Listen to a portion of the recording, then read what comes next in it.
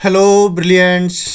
अभी हम कर रहे हैं सिक्स्थ क्लास के लिए NCERT math chapter number 7 fractions. Try these है पेज नंबर 156 के ऊपर। क्वेश्चन नंबर अभी हम करेंगे दिस वन 2।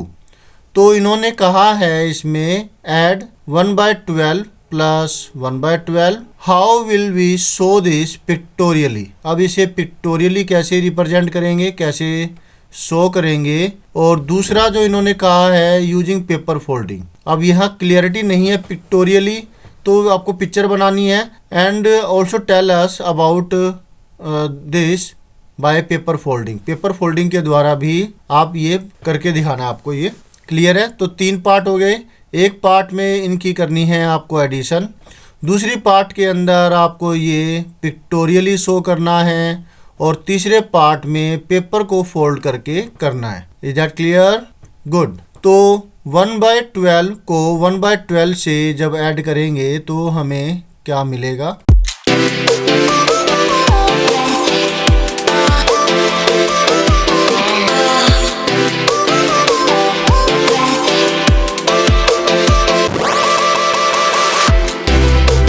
उसके लिए इसको कैलकुलेट करते हैं। 1/12 प्लस में 1/12, क्योंकि दोनों के डेनोमिनेटर बराबर है, जिसकी वजह से अब आप इसे प्लस कर सकते हैं। तो 12 लिख दिया, ये 1 ऊपर आ जाएगा और ये 1 यहाँ आ गया। आपको मिलता है 2/12, क्योंकि ये दोनों ही नंबर्स 2 और 12 ये दोनों नंबर 2 से डिविजिबल है, इसलिए अब आप इन दोनों को 2 से डिवाइड करेंगे।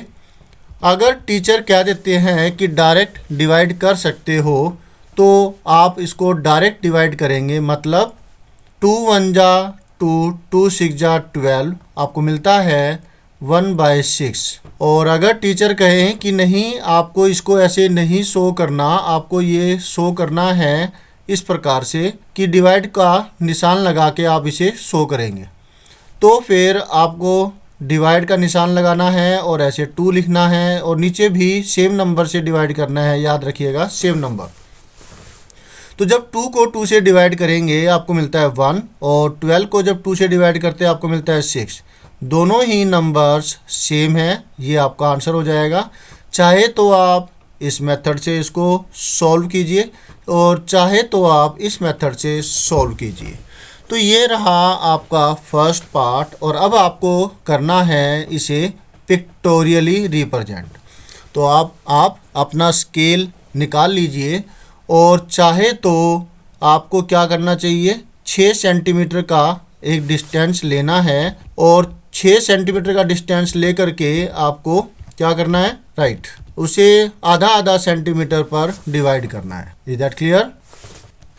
तो मैं क्या कर रहा हूँ, मैंने ये एक लेंथ ले ली और ये 6 सेंटीमीटर समझ लीजिए, और आप स्केल की मदद से कर रहे हैं तो इसको थोड़ा सा ध्यान से कीजिएगा। बराबर बराबर दूरी का लगाना है डिस्टेंस। जैसे मान लिया कि ये 0 हो गया, 1 2 3 4, टोटल ये 12 डिविजन्स हो चुकी है। आपको स्केल की मदद से करना है तो वो ज़्यादा अच्छा नज़र आएगा।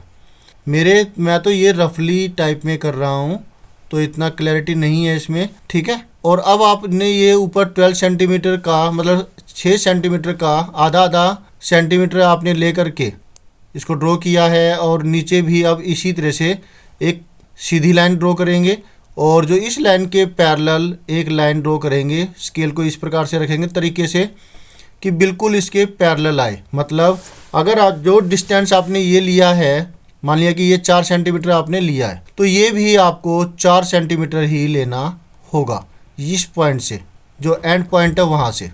तो आप देखेंगे कि जो ये वाली लाइन है ये एग्जैक्टली पैरेलल होगी इस वाली लाइन के। अब इसके बिल्कुल पैरेलल सीधी लाइन आपको ड्रॉ करनी है, ऐसे बिल्कुल पैरेलल सीधी।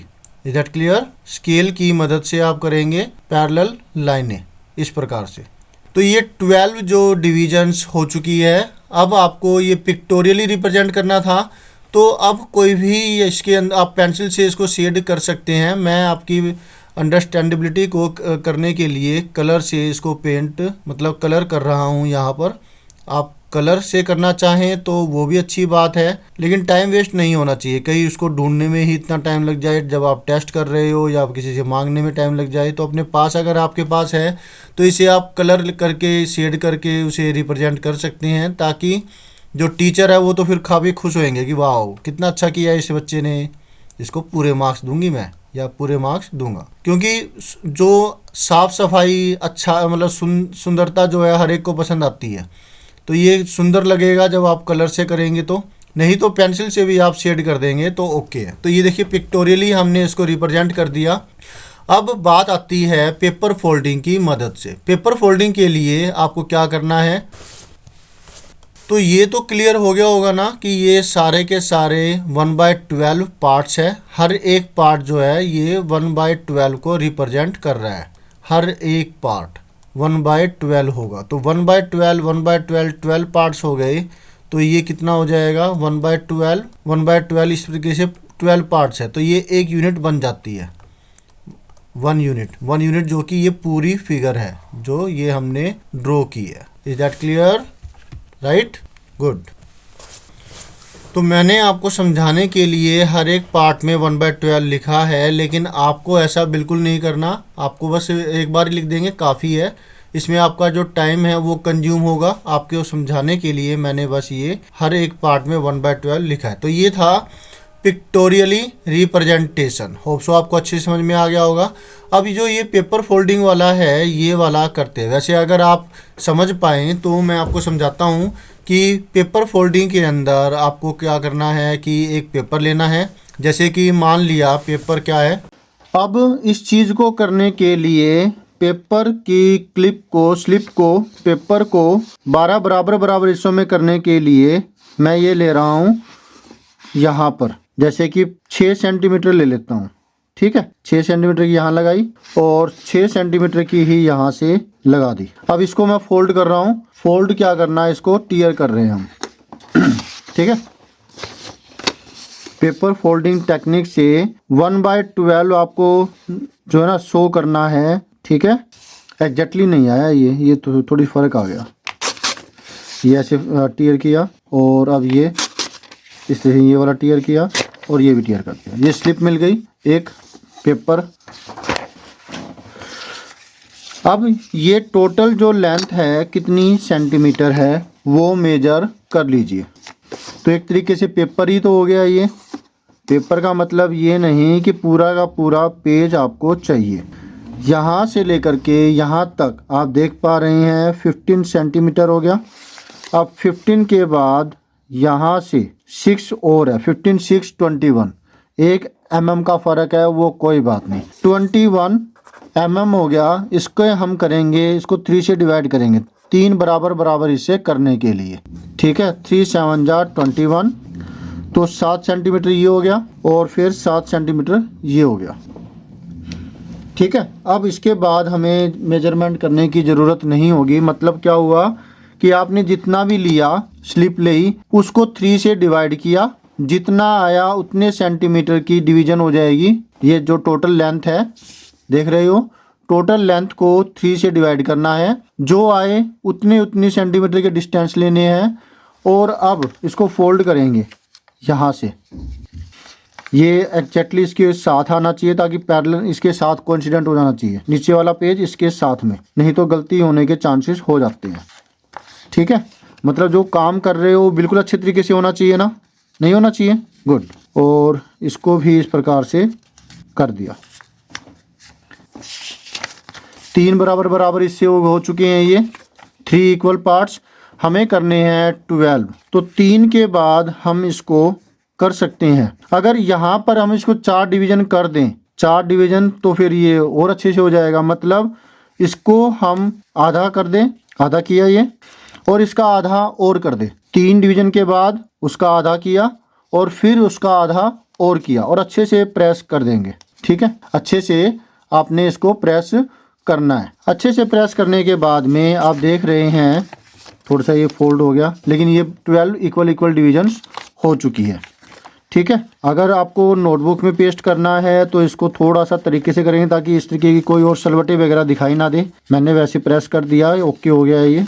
और इसको आप अब नोटबुक में चिपका सकते हैं। 12 इक्वल पार्ट्स हो चुके हैं। जो एक पार्ट है वो दिखाएगा 1/12 को, ये वाला, राइट। इस तरीके की हर एक जो पार्ट है वो 1/12 ही होगा। तो ये था पेपर की मदद से हमने उसको डिवाइड किया। यही तो वो पार्ट था जो आपसे कह रहे हैं कि पेपर की मदद से आप इसे करके दिखाइए। ओके, इस प्रकार से आपने समझ लिया कि इसको 1/12 को क्या, इसको एडिशन कैसे करते हैं। एक तो ये हो गई, दूसरा पिक्टोरियली, ये पिक्टोरियली था, और फिर पेपर फोल्डिंग के तरीके से भी आपने समझा। होप सो आपको अच्छे से समझ में आ गया होगा। तो मिलते हैं नेक्स्ट वीडियो में, जिसमें हम करेंगे नेक्स्ट सॉल्यूशन, मतलब ये वाला part, question number 3। Bye, always have a great time.